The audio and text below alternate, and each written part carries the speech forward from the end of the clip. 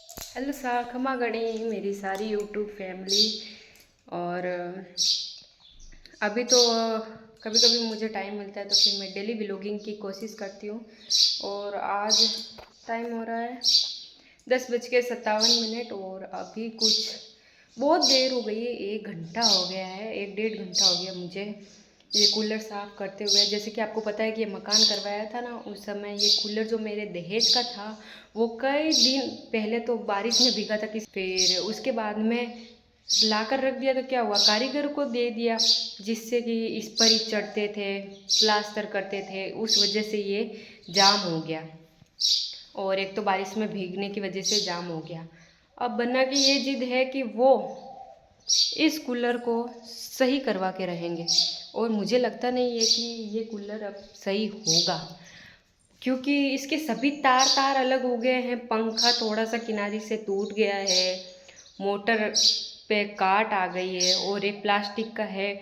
वो प्लास्टिक का सही करवाने में जितना खर्चा आएगा उससे अच्छा तो वो कूलर नया आ जाएगा। और इसका तो तार तार बिखरे हुए हैं, पर मैं इसे आज साफ़ कर रही हूँ और साफ़ करने में मुझे इतना ज़्यादा वक्त लग रहा है, क्या करूँ। यहाँ का पानी जो है वो खारा है, जो कि इस लोहे पे पूरा जम गया है। मतलब कि खारे पानी की जो खराश होता है नमक की तरह जम गया है, जो उतरना बहुत ही ज़्यादा मुश्किल है।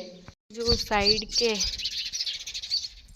साधन है वो सारे मैंने धो दिए हैं। इसके अंदर जो घास था वो तो पूरा की पूरा ख़राब हो चुका है कि आपको दिख रहा है कि धोने के बाद में भी इस पर कितनी खराश है। यहाँ का पानी इतना खारा है।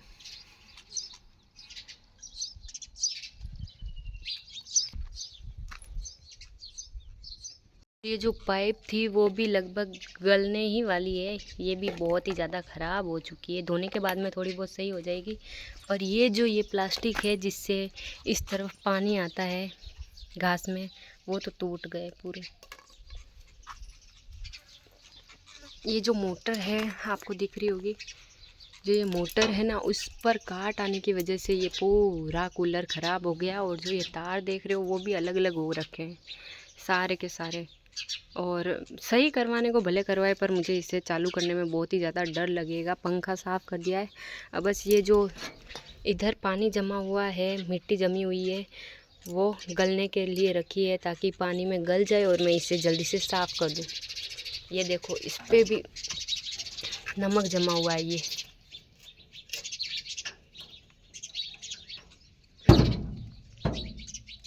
इसमें सब कुछ अलग अलग हो रखा है, क्या सही करवाएंगे पता नहीं। हमारे घर में तो कोई भी सर्दी हो या फिर गर्मी हो, बिना कलश के कोई नई चीज़ नहीं आती। पर ये लोहे का मतलब कि जितनी ठंडी हवा देता है उतना प्लास्टिक वाला नहीं दे सकता। और वहाँ से वो दृष्टि आ रही है, घूमते देखते वो कहते हैं कोई बच्चा नहीं मार तो परेशान करने के लिए नहीं है, वो अपनी माँ को देखकर कभी बाकी खेल रहे हैं।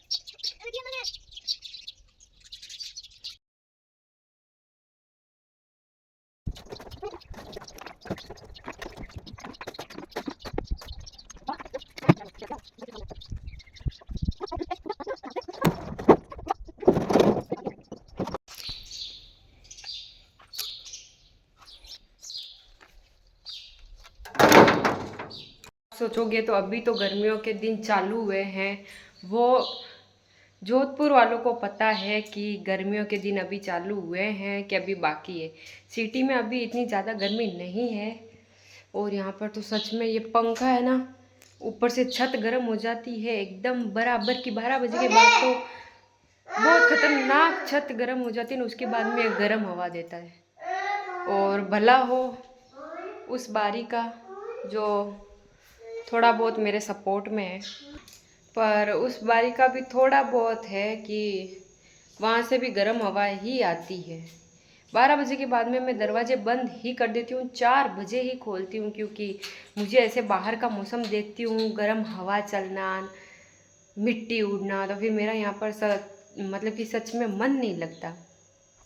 मुझे तो वो पालनपुर वाले गर्मियों के दिन याद आ जाते हैं, जब दोपहर इतनी शांत होती थी और इतनी गर्मी भी नहीं होती थी, क्योंकि चारों तरफ मकान होते हैं। तो फिर वहाँ से लू चलने की या फिर ऐसे मिट्टी उड़ने का तो कोई चांस ही नहीं है, कदम कदम पे घर है।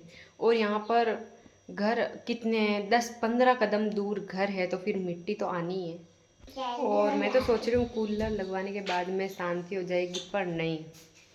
गर्मियों में ये लाइट वाले पता नहीं क्यों जानबूझकर लाइटें काटते हैं। जैसे कि अब नींद आने ही वाली है, नींद आ ही गई है, उस समय एग्जिट टाइम पे वो लाइट काट देते हैं। फिर आधे घंटे तक लाइट का इंतज़ार करते हैं, फिर नींद आती है, फिर लाइट काट देते हैं।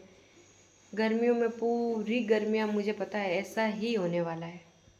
मेरे कई सब्सक्राइबर्स हैं, मेरा अच्छा भी सोचते हैं, इसी वजह से वो मुझे मतलब कि सही राय देते हैं कि आप ऐसा करो, उस वजह से आप ठीक हो जाओगे, ये वो।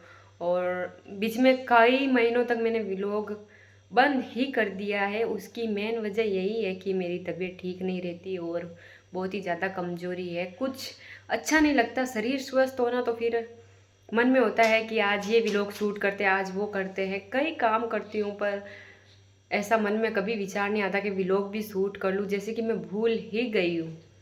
और जैसा कि बोल रहे हैं कि खून की जांच करवा लो, तो फिर खून की जांच मैंने करवा ली है। खून मतलब कि ब्लड टेस्ट में एकदम क्लियर है, कुछ भी नहीं है उसके अंदर, कुछ भी नहीं आया है कि कोई कमजोरी वगैरह, ऐसा कुछ भी नहीं।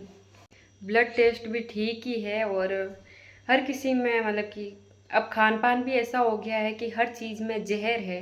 फसल उगाने के लिए भी जहर मतलब कि दवाइयों का इस्तेमाल करना पड़ता है, तो फिर वही खान पान हम खाएंगे तो फिर हमें तो कमज़ोर होना ही है। पहले के जो बुज़ुर्ग थे, मतलब कि जो बरसात होती थी उसी में फसल उगाते थे, कभी ये ट्यूबवेल वाला पानी या फिर ऐसा दवाइयाँ छिड़कना, ऐसा कुछ भी नहीं होता था। पहले सिर्फ बारिश के पानी से फसल पकती थी, तो फिर वो हष्ट पुष्ट भी थे, उनके शरीर में ताकत भी थी। 80-90 साल तक की तो वो उम्र पार कर ही लेते थे, और आज के तो 40 ही लगभग ना जिए। इसीलिए हर फल फ्रूट में, हर हरी सब्जी में, हर अनाज में, हर धान में आजकल दवाइयों का छिड़काव होता है और दवाई से ही पकती है, और वो हम खाते हैं तो फिर हमारा शरीर भी मतलब कि थोड़ा थोड़ा जहर खाकर ख़त्म हो जाता है। तो मेन वजह कमज़ोरी की और हर किसी रोग की वजह है अच्छा खान पान ना होना।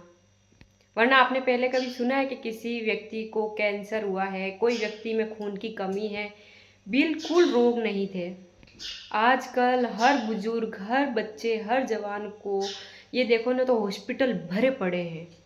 और वहाँ हॉस्पिटल में जाकर भी क्या लेना है? जहर ही लेना है। आजकल मैं बोल रही हूँ ना कि हमारा शरीर भी दवाइयों से ही पकता है। हम हॉस्पिटल जाते हैं तब हमें दवाइयाँ देते हैं तो हम ठीक हो जाते हैं, क्योंकि हमारे शरीर को भी दवाइयों की लत लग चुकी है। जैसे कि कोई फसल को लगी हो कि दवाइयाँ ना दे तब तक वो फसल अच्छी नहीं होती। वरना पहले किसी मतलब कि पहले के जो लोग थे वो तो कभी दवाइयों का इस्तेमाल नहीं करते थे। कब अगर कमजोरी आए या फिर कोई रोग हो जाए तो फिर उसमें हमारा या फिर किसी और का कोई दोष नहीं है। सबसे बड़ी मेन चीज़ है दोष में खान पान। तो मेरी ये बात किसको कितनी कहाँ तक सही लगी आप कमेंट में ज़रूर बताना, क्योंकि मेरा तो मानना यही है कि आजकल का खान पान बिल्कुल ठीक नहीं है। बाकी आप अपनी राय कमेंट में ज़रूर बताएं।